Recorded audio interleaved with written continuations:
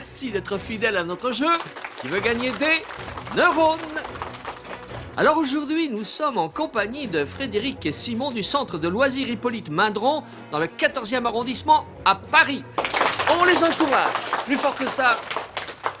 Vous savez que c'est un jeu où il n'y a rien à gagner. Il y a tout à comprendre. Les questions portent sur la science et quand on a la bonne réponse, on tape très fort avec son marteau. C'est un jeu sérieux qui ne se prend pas au sérieux.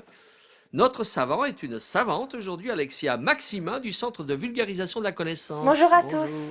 Quel est le sujet du jour? Alors aujourd'hui, nous allons parler des déchets. Des déchets? Ah, voilà un sujet d'actualité. Alors dis-moi, Frédéric, c'est quoi les déchets? Pour moi, les déchets, c'est quelque chose qui fait partie de la vie quotidienne. Il faut savoir les entretenir. Et il y en a d'autres qu'il faut recycler. Et il y a des poubelles spéciales pour ça. Donc, les déchets partout dans la maison ou par terre dans la rue, c'est pas très écologique. Donc, je vous demande de faire le maximum pour avoir moins de déchets dans la rue, dans vos maisons et savoir les entretenir. Eh bien, merci Frédéric pour ton message citoyen. Je crois qu'on peut l'applaudir. Voilà, Simon, qu'est-ce qu'on peut faire avec tous les déchets qu'on produit? On peut les recycler, les renouveler, à condition de les mettre dans les bonnes poubelles et elles seront transférées dans des usines pour être recyclées. Et puis ça fait du bien à la terre, comme ça elle est beaucoup moins polluée. Eh bien, voilà un autre message citoyen. Là, on est vraiment en bonne compagnie. Alors écoutez bien.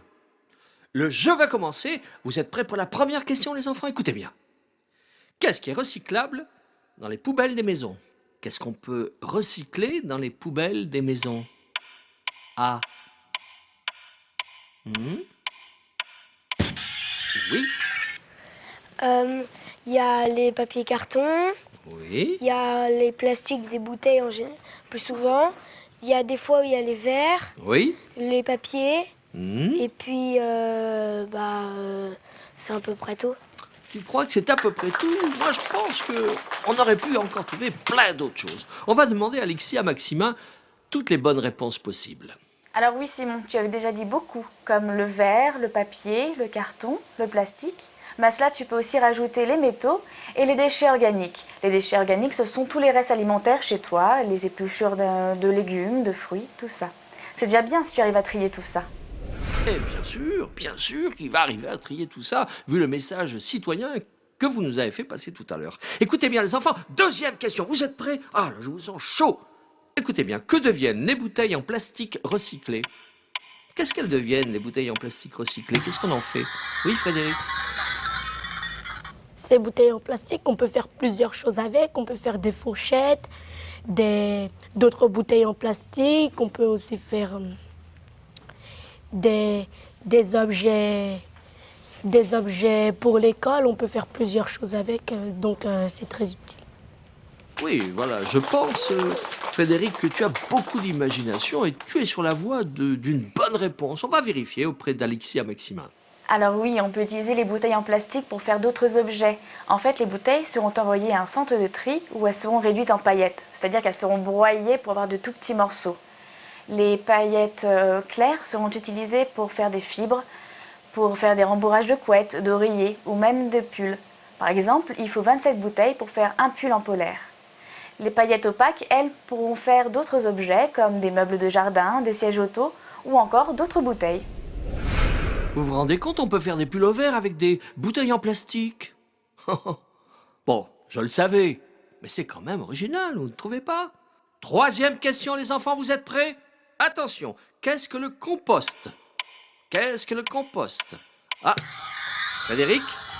Pour moi, le compost, c'est une matière qu'on peut utiliser pour faire pousser des plantes et le reste, ce sont des déchets organiques qui sont périmés et donc on peut les utiliser pour diverses choses, notamment pour faire pousser des plantes et c'est plus pour ça qu'on les utilise. Eh bien, écoute, Frédéric, tu sais plein de choses et je crois que tu mérites les applaudissements de tes camarades. Nous allons demander à Alexia Maximin. Alors oui, Frédéric, tu as tout à fait raison. Le compost est dû à la dégradation des déchets organiques dans l'air par des organismes. Des tout petits, comme des bactéries et des champignons, mais des plus gros aussi, comme les insectes ou des vers de terre. Or tout cela va changer d'aspect et devenir une sorte de terreau qu'on utilise dans le jardin comme engrais pour effectivement faire pousser des plantes. Merci Alexia pour cette réponse. Alors les enfants, nous arrivons à la dernière question. Écoutez bien. Combien de déchets un Français produit-il par jour? Combien de déchets un Français produit-il par jour? Ah, Simon?